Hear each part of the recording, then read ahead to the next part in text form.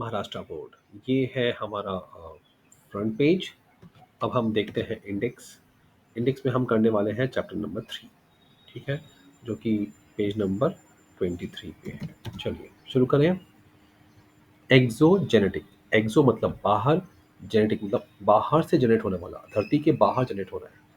तो सबसे पहले एक इंटरेस्टिंग वे, इसमें आपको दिखाता हूँ मैं फोटोज। देखो ये पत्थर टूट टूट के जैसे प्याज की पापड़ी निकलती है ना, वैसे ये एक्सफोलिएशन। फोलियो मतलब पेज, एक्स मतलब निकलना। ऐसी पहाड़ियां भी दिखी होंगी आपने, है ना? राइट। अच्छा, दूसरा वाला ये मैकेनिकल मतलब फिजिकल है। मैकेनिकल मतलब फिजिकल। ये देखो ये टूट टूट के ना ब्लॉक, पूरा ब्लॉक ही गायब हो गया है। वहां पे छिलका निकला था, यहाँ पे ब्लॉक गायब हो गया और ये पूरा टूट चुका है। मतलब शैटरिंग, शैटर्ड एक इंग्लिश में वर्ड है शैटर, मतलब पूरी तरह टूट टूट के टुकड़े टुकड़े हो गए, है ना? तो ये 3 फुट का फुट दिखा रहा है। चौथा है बायोलॉजिकल, बायोलॉजी कोई प्राणी कर रहा है। एक होता है केमिकल, देखो केमिकल वाला।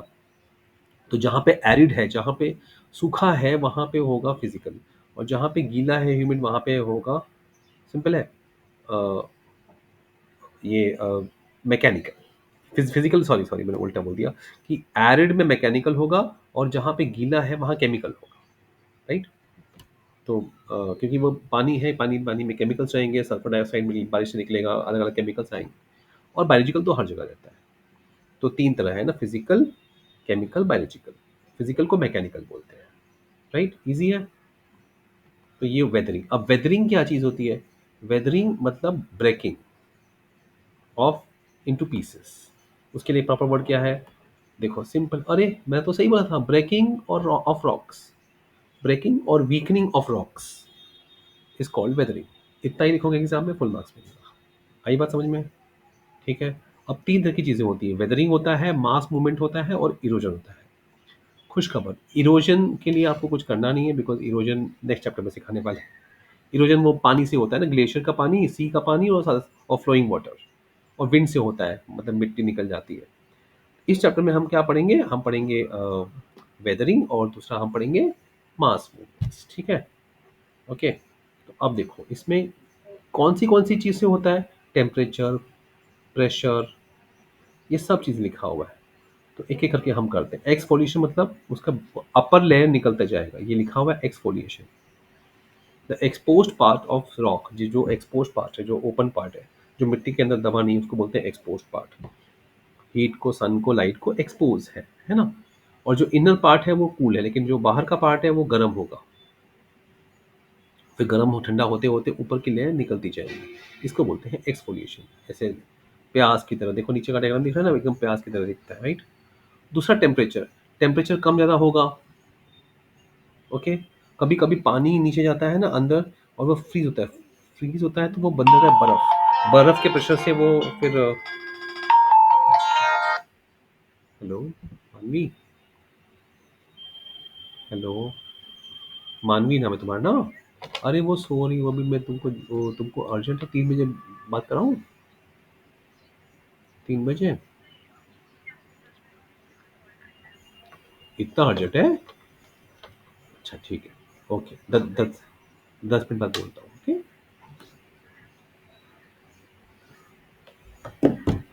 ओके। सो अब टेम्परेचर में क्या लिखा हुआ है, देखिए क्या क्या लिखा है, वही आपको समझना है। गिन के देखो टेम्परेचर में अगर हम देखें लाइन्स 1 2 3 4 5 10 15 लाइन्स है, लेकिन सेंटेंसेस 1 2 3 4 5 6 सेंटेंस, 7 सेंटेंसेस है। टेम्परेचर अलग होता है, फ्रॉस्ट अलग होता है। मिनरल्स जो है रॉक में, वो हीट से एक्सपैंड होते हैं, कॉन्ट्रैक्ट होते हैं जब टेम्परेचर कम होता है। पानी का बर्फ बनता है, वो भी वैसे ही होता है। तो टेम्परेचर से भी होता है, minerals expand and contract. Okay. When contract कब होता है? जब टेम्परेचर डिक्रीज होगा।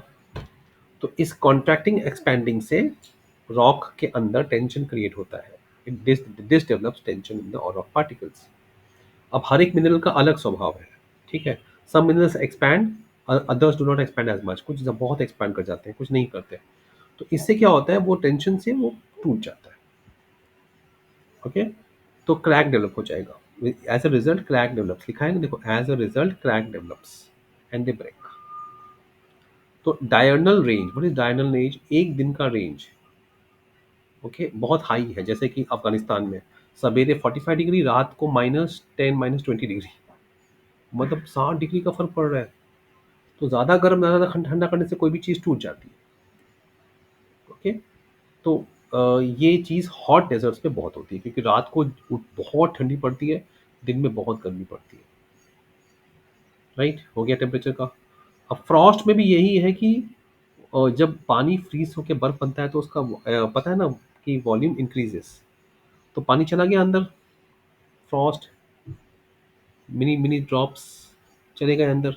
फ्रॉस्ट क्या होता है? ओस, है ना, पतली बर्फ को फ्रॉस्ट बोलते हैं, जो हल्की हल्की गिरती रहती है, दिखती भी नहीं है, लेकिन वो जाके नीचे अंदर छेद में जाएगी, फिर वहां जैसे ठंडी हो जाएगी तो वो क्रैक क्रिएट करेगी, क्रैक में फिर वहां वॉल्यूम इंक्रीज होगा, टेंशन होगा, टेंशन लीड्स टू, तो freezing leads to increase in volume, this leads to tension, this leads to shattering. ये सही है ये सेंटेंस? हाँ, इतना ही करो, नहीं तो बार बार वीडियो वीडियो सुन लो। चलो, तीसरा चीज, तो ये एक्सफोलिएशन कैसे होता है? Crystal growth. अभी क्रिस्टल ग्रोथ क्या होता है? रॉकी कोस्ट पे, जहाँ पत्थर वाले कोस्ट हैं, समुंदर, वेव्स आके मारते हैं। अब वाटर उसका पानी वाला, नमक वाला, एल्कलाइन, एल्कलाइन कुछ चीज को भी गला देगा, तो कुछ वाटर ड्रॉपलेट्स ना क्रैक में जाते हैं। अब उसमें जो मटेरियल है, नमक वगैरह सॉल्युबल, वो अंदर रॉक में चला जाएगा, तो इससे वो उसको तोड़ेगा और स्मॉल स्मॉल होल्स बन जाएंगे। This is the effect of solution. वहाँ पानी भी रहेगा और नमक भी रहेगा, तो वो टूट के वहाँ खड्डे खड्डे, देखो नीचे डायग्राम में दिख रहा है, तो एल्कलाइन वाटर इस पे स्टोर हो जाएगा। अब जब हीट गर्म होगा, जब धूप में, तो ये वाटर वाटर वेपर बन जाएगा, सिर्फ वो नमक के पार्टिकल्स रह जाएंगे। ओके, अब क्रिस्टल्स को ज़्यादा स्पेस चाहिए, सॉल्युबल रहेगा तो नमक दिखेगा नहीं, लेकिन ऐसा रहेगा तो स्पेस होगा, और एकदम बारीक बारीक क्रैक्स होते हैं कि हल्का सा भी वो बड़ा हुआ तो पूरा रॉक तोड़ देता है। तो वापस it causes tension and that causes shattering. Okay, अब इसको हनी कॉम्ब स्ट्रक्चर को कहा गया है। इसीलिए आपको देखेंगे शंख, शीप, पत्थर समुद्र किनारे ऐसे होते हैं, छेद छेद वाले। तो हो गया टेम्परेचर, हो गया फ्रॉस्ट, है ना, और यहाँ पे उन्होंने सब दिया हुआ है, देखो, टेम्परेचर, फ्रॉस्ट, क्रिस्टल ग्रोथ। अब प्रेशर और वाटर दो चीज रह गया है। मैकेनिकल के 5 रीजंस। Release of pressure. अब फ्रीजिंग द आउटर लेयर, जो ऊपर का लेयर है, वो नीचे के लेयर पे प्रेशर बढ़ाएगा, उसका वजन है।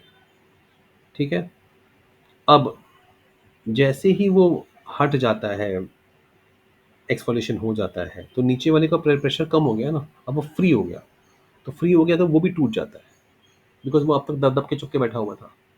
अब वो प्रेशर फ्री हो गया, तो रिलीज ऑफ प्रेशर से भी वो टूट जाते हैं। दबके हुए हैं, प्रेशर उनका शेप दबा हुआ है, ऊपर से प्रेशर टूटता गया, ये लोग फ्री हो गया, टूट गया। वाटर, अब बारिश भी एक जगह बार बार मारते जाओ तो भी होता है ना, वाटर से टूट जाता है। वाटर रॉक वाटर पूरा सोख लेगा पानी को। फिर एक सैंडस्टोन कॉन्ग्लोमेट, ये दो हैं, कॉन्ग्लोमेट मतलब बहुत सारा मिक्सचर, सैंडस्टोन। ठीक है, ये दो चीजें जो है ना, ये प्रेशर से बनती है, प्रेशर से बनती है, और जब पानी भर दोगे तो वो खुल के टूट जाएगा।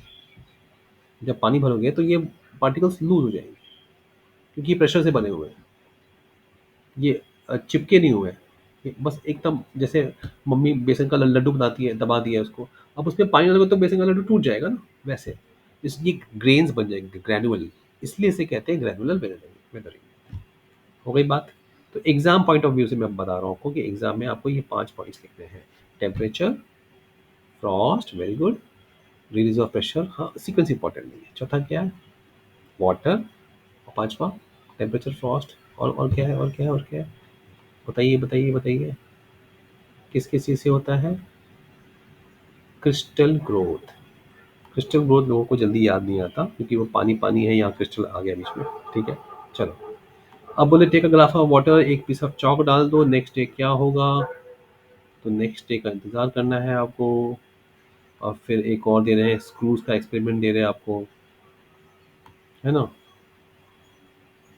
अ, पानी का कलर चेंज होगा, चॉक पिघल जाएगा, ऑफ कोर्स।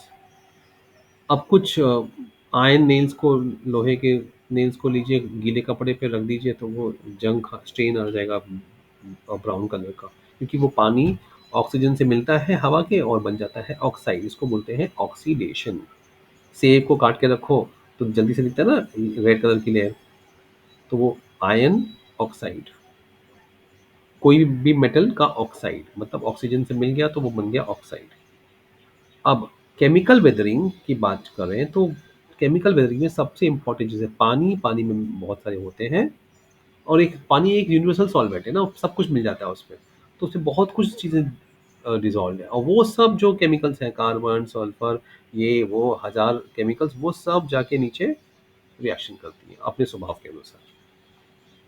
ओके।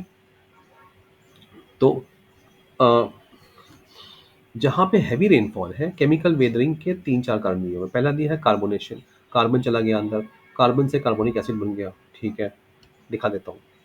ओके, एक पहला रीजन। अब दूसरा है ऑक्सीडेशन। इसमें यहाँ पे तुम्हारी बुक में थैंकफुली दो ही दिया हुआ है, नहीं तो बहुत हर केमिकल का नाइट्रन सल्फर सबका देते हैं, इसमें अच्छे से वो दो ही दिया हुआ है।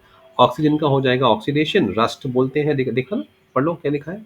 रस्ट मिला, reddish colour layer formed, iron comes in contact with water, chemical reaction लेता है आयन एंड ऑक्सीजन में, आयन ऑक्साइड बन जाएगा। राइट, तो ये सब हो जाता है। फाइन। टेबल सॉल्ट, देखो बारिश का मौसम में अभी नमक रखो बाहर तो नमक में पानी भर जाता है पूरा, एप्पल स्लाइसेस ब्राउन हो जाता है, हम ये बता चुके हैं। ऑक्सीडेशन में आपको बता चुका हूँ। दूसरा है कार्बोनेशन, कार्बन जब जाएगा अंदर तो कार्बोनिक एसिड बनेगा पानी और कार्बन डाइऑक्साइड मिलके बनता है H2CO3, इसका नाम है कार्बोनिक एसिड। अब हवा में कार्बन डाइऑक्साइड है वो पानी में मिल जाएगा और मिक्स हो जाएगा और एक डाइल्यूट सा कार्बोनिक एसिड बन जाता है। अब ये जाएगा जब मलाई लाइमस्टोन में, वो लाइमस्टोन इस पे पिघल जाता है। ये कार्बोनिक एसिड बड़ा स्ट्रॉन्ग एसिड है, इसमें लाइमस्टोन वगैरह वो टूट जाएंगे पिघल जाएंगे, तो इससे भी टूट जाते हैं। राइट, तो ये आपको लिखना है reaction carbonic acid, water and carbon dioxide present in the air, carbon dioxide gets dissolved in the water, this forms dilute carbonic acid with water, carbon dioxide and water form dilute carbonic acid with water and H2CO3 is formed। ये लिखना है आपको exam में। ठीक है, चलो। अब ये रैपिड वाले के लिए मैंने एक ये बना दिया हुआ है, आपको मैं दिखाने की कोशिश करता हूँ।